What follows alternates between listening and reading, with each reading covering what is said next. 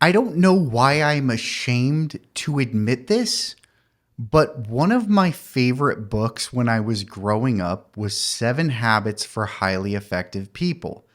And one idea in particular really stuck to me in that book, which was basically what always look at things based on what's in your circle of influence, what you can control, and what's not. And this really came out for me when I was dating.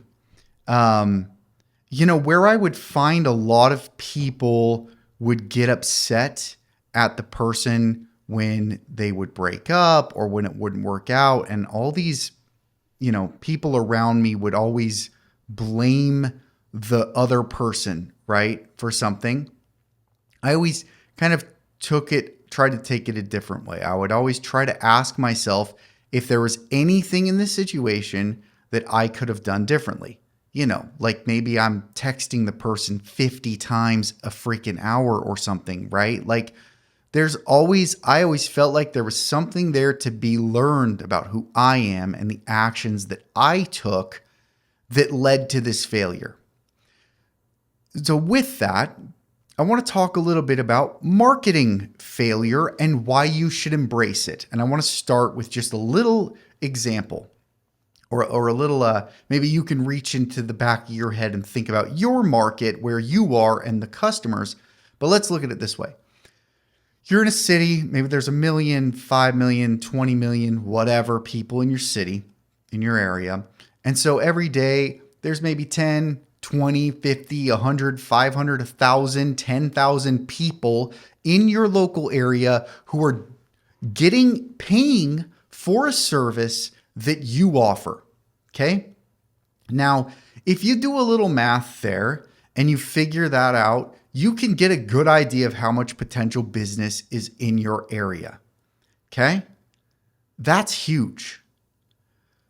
But I find that people look at things the opposite way, right? We're so worried about today that if you invest $1 today and you don't get $1.10 back today, that's it. You're done. You're out. But you have to look at the pie, the entire pie, and the potential. And let me tell you why. Not only does it give you the hope, but it's going to change where and how you look at everything. I always admire the people who continue to invest in marketing regardless of failures.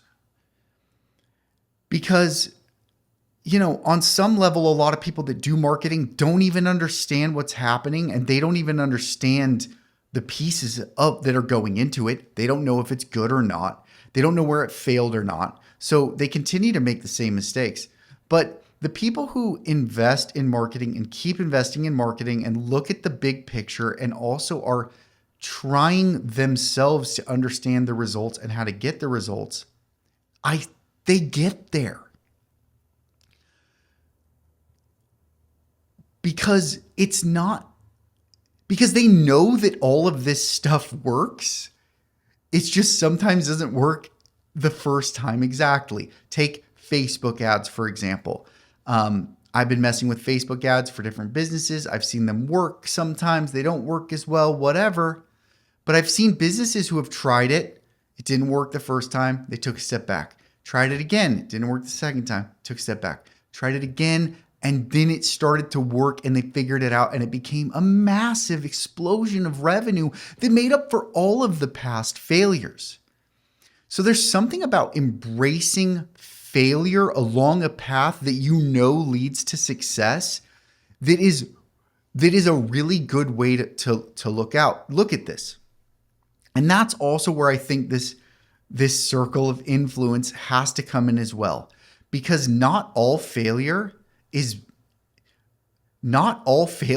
going to be somebody else's fault.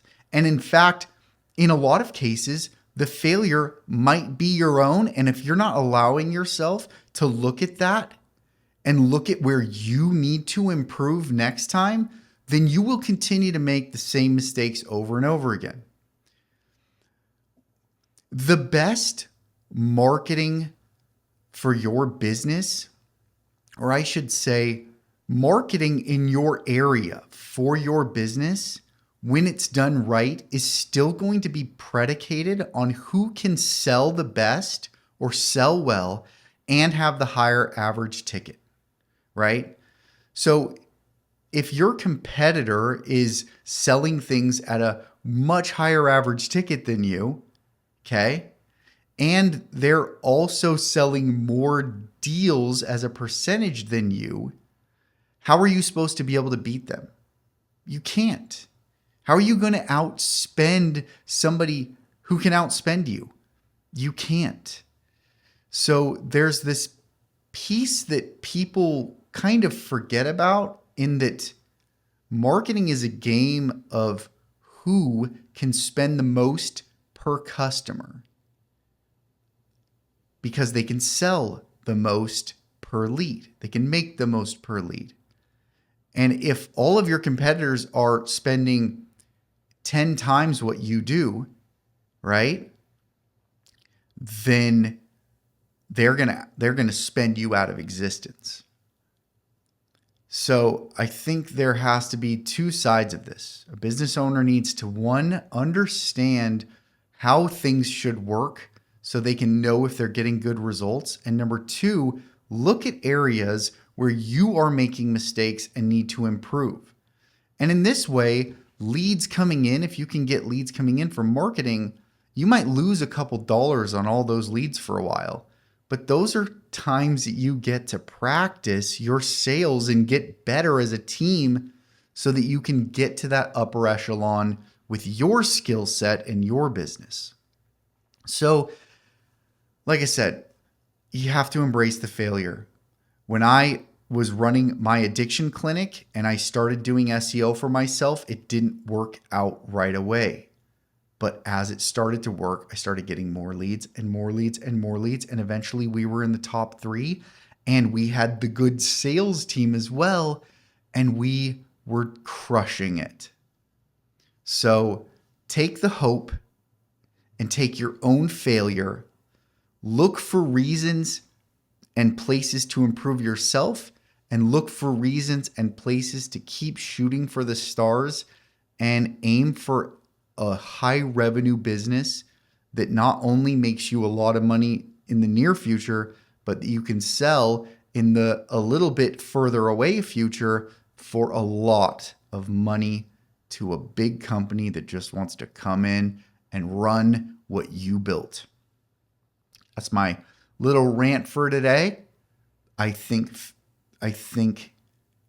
I'm very I appreciate people who know how to take some risk and continue to move forward.